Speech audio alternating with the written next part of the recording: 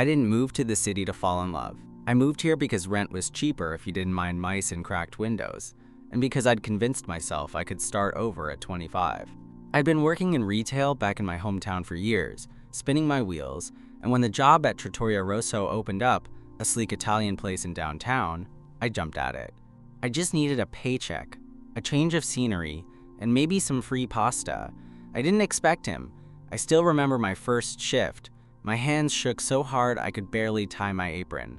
It was humid as hell inside, even with the AC blasting. The hostess tossed me a look like she'd seen 100 of me come and go. "You're covering Section B. Don't mess up." Simple enough. Greet tables, refill drinks, run food. I'd done this before, but then I walked past the kitchen window and saw him for the first time, Chef Luca Ferraro. He wasn't yelling, which was surprising. Just calmly plating a dish, lips pursed, brows furrowed, hair slicked back and slightly damp at the sides like he'd been sweating through service. His forearms were tattooed. One sleeve was floral, the other geometric, and his chef's coat was unbuttoned at the top, showing a little of his chest and a leather cord necklace. He looked like someone who didn't sleep much and didn't care. Our eyes met through the window. Just for a second, I felt something sharp jab into my chest, like panic, but heavier. I glanced away, flustered, and hurried to my first table. By the end of the night, I was exhausted, sweating through my shirt and ready to crawl back to my studio apartment and die. But I had to run one more plate. The food runner was swamped, and I grabbed a hot risotto from the window, carefully balancing it. "That's going to table 12, a deep voice said behind me. I turned. Chef Luca stood right there, closer than necessary. His eyes flicked to the plate, then to my hands. "You're holding it wrong. You'll spill." "I've got it," I said, trying to sound confident. He didn't move. "What's your name?" "Eli." "Eli." He repeated it like he was tasting it. Then he stepped back and nodded once. "Don't drop it." I didn't.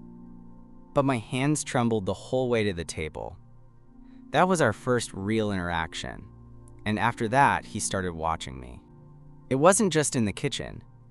I'd be wiping down menus, and I'd catch his reflection in the glass behind the bar. Eyes locked on me. When I passed by the pass, he'd look up. Not just to glance, but to really look, like he was figuring something out. The other servers avoided him like he was radioactive. He rarely spoke unless it was to give orders or critique plating. But me? He'd ask little things. "How's your section?" "Did you eat?" "You forgot to clear the ramekin on table 4. It wasn't friendly. But it wasn't indifferent either. By the end of my third shift, I'd learned 3 things. Chef Luca never smiled. He worked insane hours, barely took breaks, and didn't trust anyone else to plate the mains. And whenever he stood behind me, even if he wasn't touching me, I felt like he could read every damn thought in my head. One night, I was closing up my section, collecting wine glasses and trying not to knock over a half-filled carafe, when I turned and nearly ran straight into him. "Jesus," I muttered. He didn't move. "You're slow," I blinked at him. "I'm new." "You're careful," he added after a pause. "Not a bad thing. You're watching, not just doing." That sounded suspiciously like a compliment.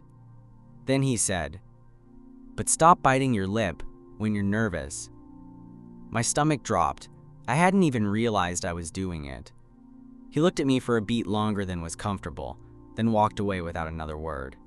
I stood there in the middle of the dim restaurant, my hands full of glassware, wondering what the hell just happened. That night, I laid in bed replaying every moment. The way he moved around the kitchen, the way he watched, the way he talked, quiet, but with this heavy authority that made everyone shut up. I didn't know what he wanted from me, but I knew what I wanted from him. And that terrified me. By my 5th shift, I started to realize something strange about Chef Luca. He never touched anyone. I mean that literally. He didn't do handshakes, didn't pat backs, didn't bump fists. Even in the tight quarters of the kitchen, where people brushed past each other constantly, he seemed to move like water around them. Fluid, intentional, untouchable, except once. Saturday night, we were slammed. A private party showed up unannounced, and 2 servers called out. I was covering 3 sections. and I could feel my mental wiring fray. I brought a glass of white to the wrong table, forgot a side of grilled broccolini, and tripped over someone's gym bag near the dish pit. I didn't hit the floor, but I flailed, and suddenly his hand was on my arm, steadying me. Warm, firm, just a second, and then it was gone. "You okay?" he asked, not looking at me, already turning away. "Yeah," I mumbled, my throat tight. It was the first time he'd touched me, just a hand on my arm, nothing more. So why the hell did it sit with me all night? After the shift, I stayed behind to finish polishing glassware. Everyone else had cleared out, except for 2 line cooks chatting in Spanish by the back door and Chef Luca, who was bent over the prep table, scribbling something in a notebook. I kept pretending not to notice him, but he hadn't left, not even to smoke. At one point, I dropped a glass. It didn't shatter, but it hit the metal sink with a sharp clang. "You're tense," he said without looking up. I swallowed. "It's my first week, still figuring things out." "You move like someone who's trying not to be noticed," he said, finally glancing over. I shrugged, unsure how to respond to that. He stood straighter, then walked around the counter, stopping a few feet away from me. "You've worked in restaurants before?" "Couple," I said. "Nothing like this." He nodded slowly, eyes scanning my face. "And why here?" "I needed a job." "That's not what I asked." I hesitated. "I heard this place had high standards. I thought maybe I'd learn something." He smiled. Barely. The corners of his mouth twitched, then settled. "You will." Then, quietly. "But you've got to stop being afraid of me." I blinked. "I'm not afraid of you." His brow rose slightly. "You're lying." He turned, walked back to the prep station, and resumed writing. I stood there, heart thudding, wondering why it felt like we'd just had a conversation that meant way more than what was said out loud. Later that week, something changed. It was a Wednesday, slow night, just a few tables scattered across the dining room. I caught him staring again, through the kitchen window, mid-plate, eyes sharp and unreadable. I looked back this time. I didn't look away. After service, I was in the back hallway dumping my apron into the laundry bin when he appeared behind me, leaning against the wall like he'd been waiting. No chef's coat, just a black tee, sleeves rolled, exposing every detail of the ink winding up his arms. "You free after this?" he asked. I stared at him.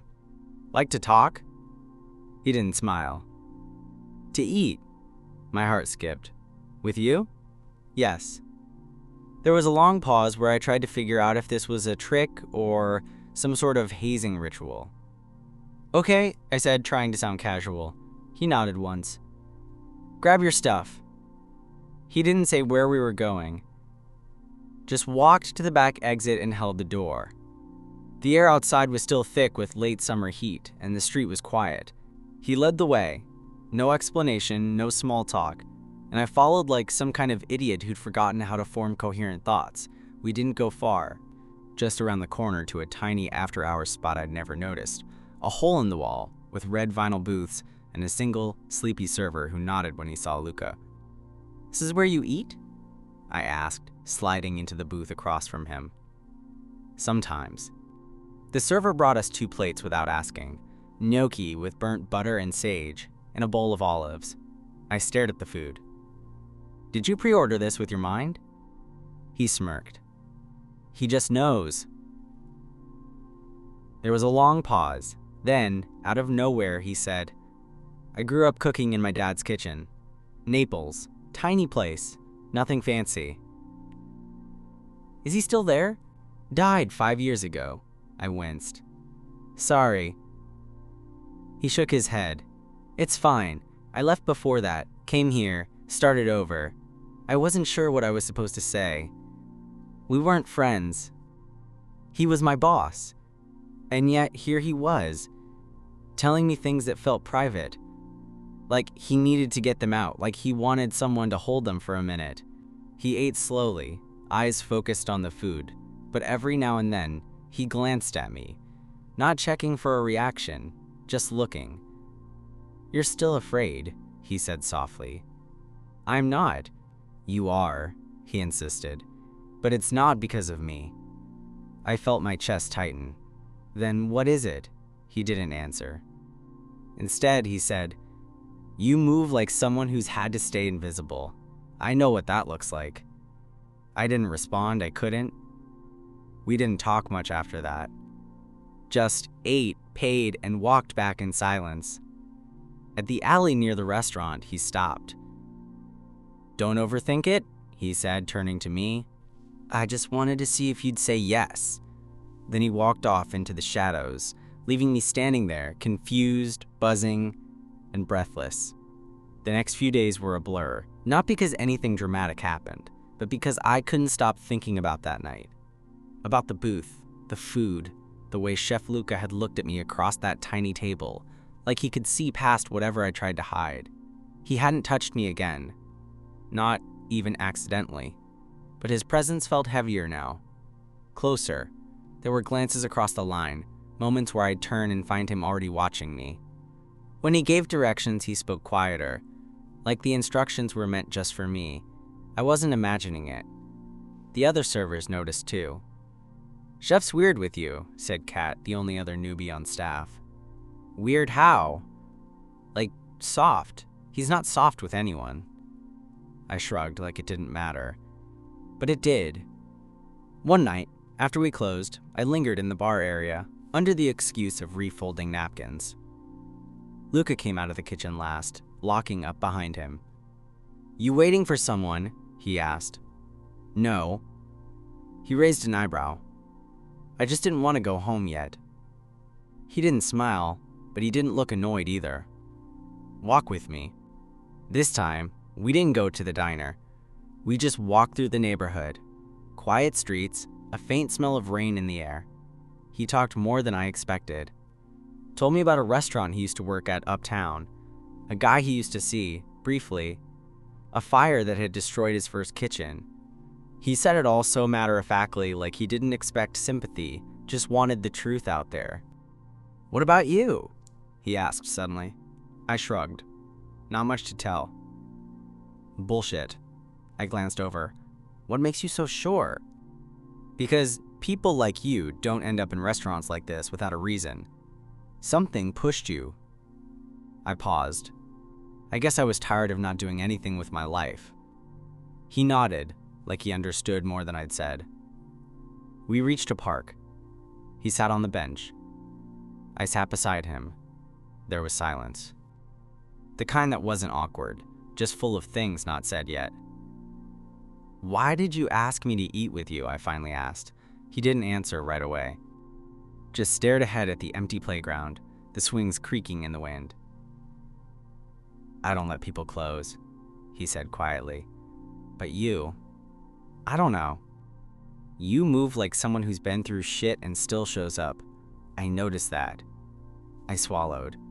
"You watch me a lot." "Yeah," he said simply. Another pause. "I shouldn't," he added. I turned to face him. "Why not?" His jaw tightened. "Because it's complicated." "It's just dinner," I said, though I wasn't sure I believed it either. He looked at me then. Really looked. His eyes were darker in the low light, unreadable. "No, it's not," he said. We sat there for a while longer. Not speaking, not moving. Just sharing space in a way that felt electric and impossible to explain. Eventually, he stood. "Come in early tomorrow," he said. "Before prep." "Why?" "I want to show you something." Then he walked away. I showed up 45 minutes early the next day. I told myself I was just being professional, eager, the way any new hire should be. But the truth was, I barely slept the night before. My mind had been spinning ever since Luca said he wanted to show me something. I didn't know if it was about food or something else. The restaurant was still dark when I got there. The front lights were off, the dining room silent. But the kitchen glowed faintly. I pushed the door open. He was already inside. No chef's coat this time. Just a black t-shirt, sleeves hugging his arms, tattoos visible in the early light. He was rolling out fresh pasta dough by hand. There was flour dusted across the counter, his forearms, even a streak across his jaw.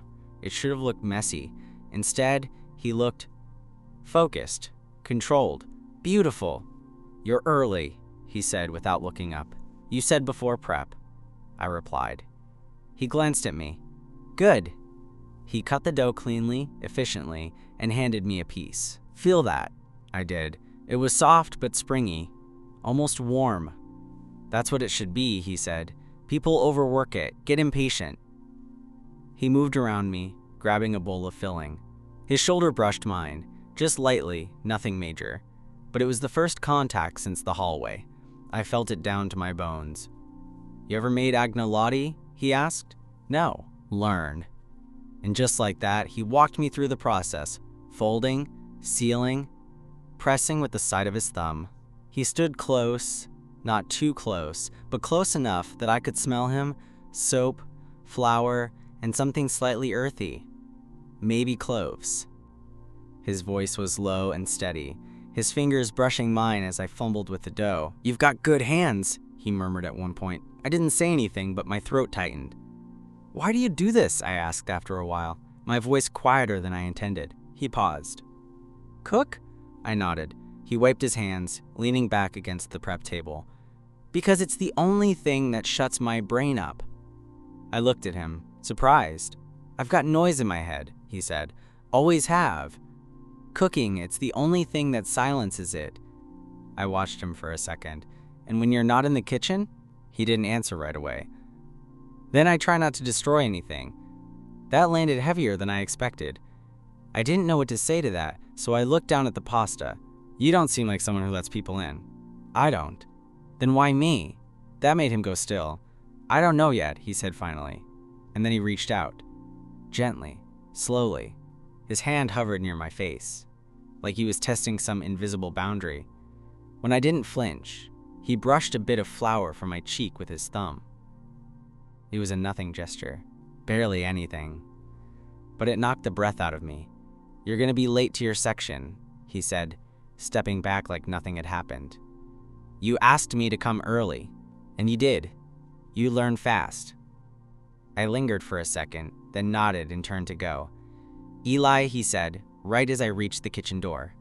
I turned. He didn't smile, but his voice softened. Don't forget the feeling of that dough. That's the kind of thing that sticks. That morning stayed with me longer than I expected. Even during the rush, plates flying, guests complaining about wait times, a server spilling 2 full glasses of Barolo on a banker's white shirt, I kept thinking about Luca's hand on my cheek, about the quiet intensity in his voice, about how he'd said you learn fast, like it meant something more than pasta. And then, that night, something changed.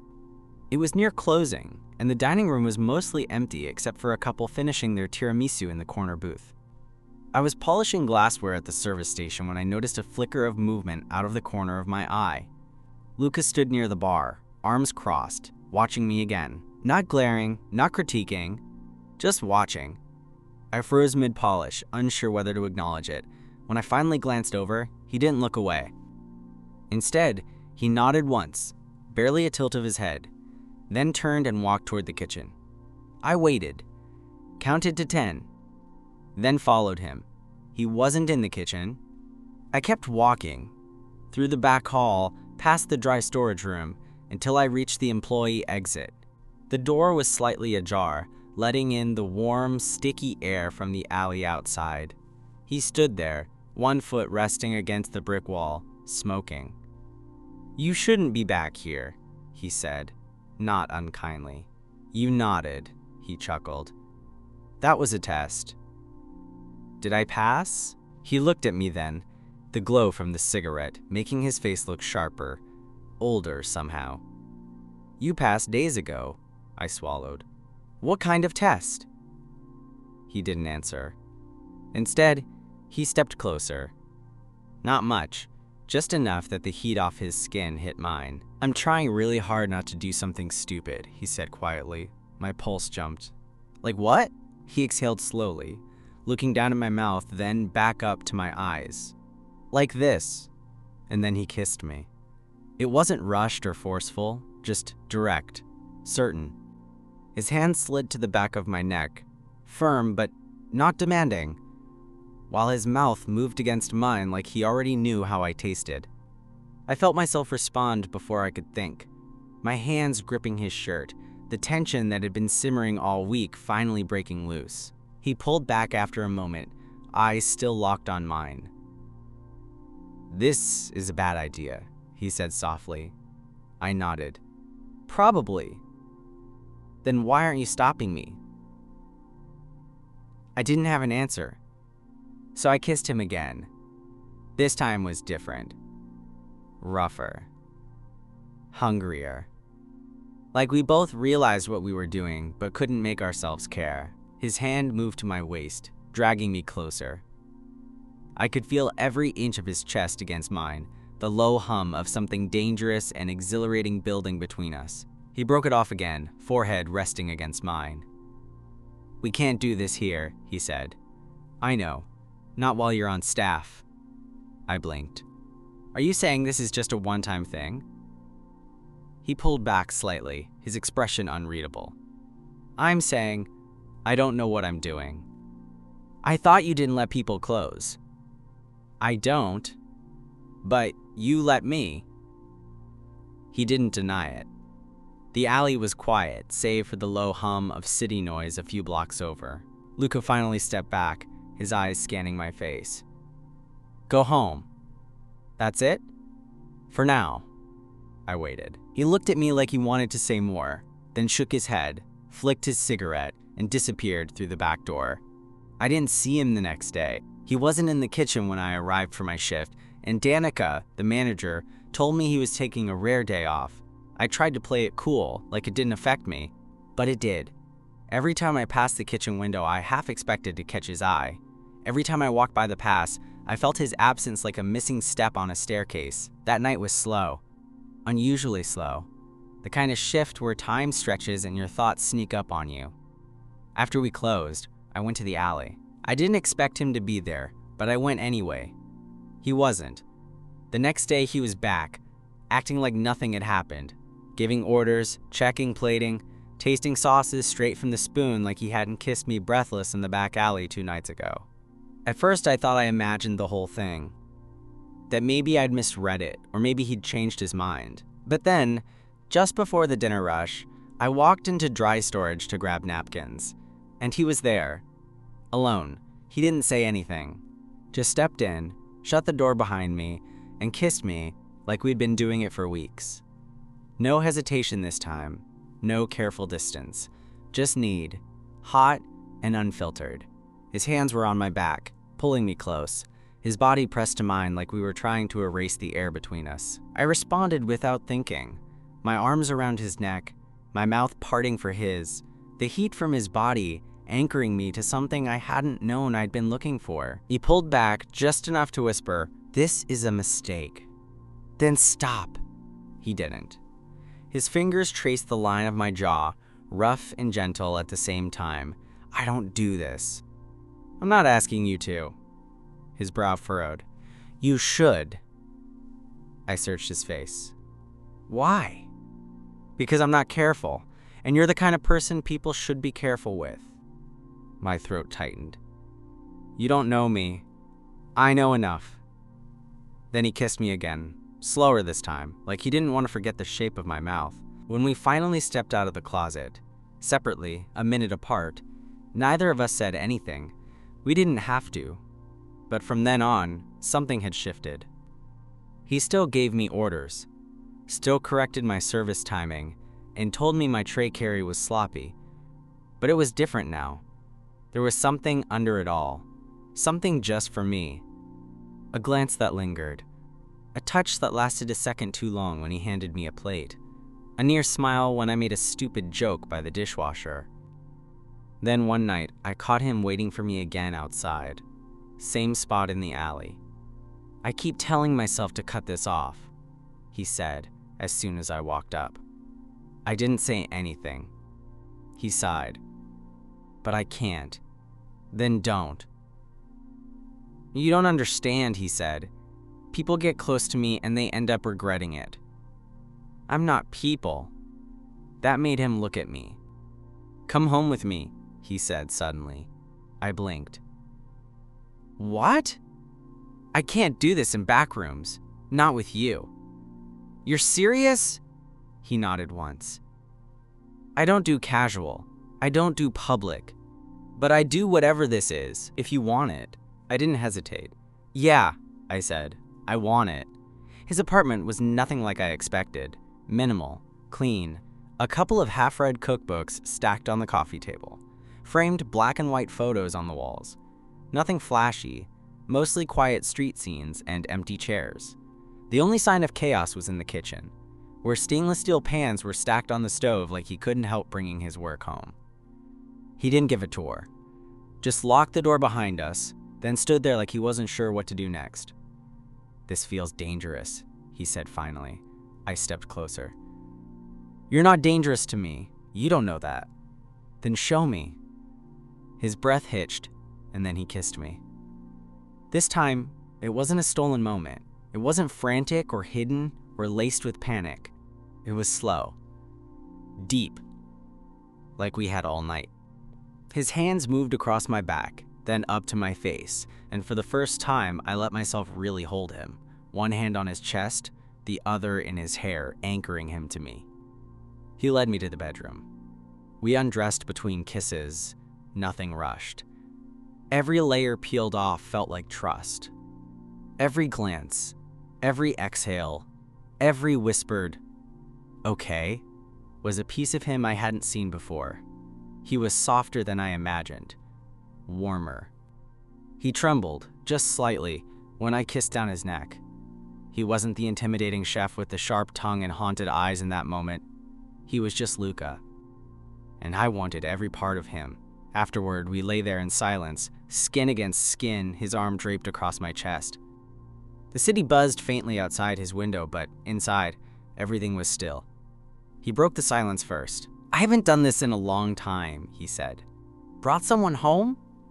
Let someone stay. I turned my head to look at him. Do you regret it? He shook his head. I'm trying not to overthink it. You don't have to. He studied me for a long moment. You confuse me. Good. That made him smile. Barely. But it was real. It made my chest feel too small. We didn't talk about what it meant. Not that night. Maybe not the next. But after that, things changed. We were still discreet at work. Nothing obvious, but the looks got longer. The touches more deliberate. Sometimes I'd find a fresh espresso at my station, with no note, no explanation. Other times he'd stand too close while showing me how to plate something, his breath brushing my ear like a promise. We didn't define it. We didn't need to. But late at night, when the kitchen was dark and the restaurant empty, I'd find him by the back door. And without a word, I'd follow him home.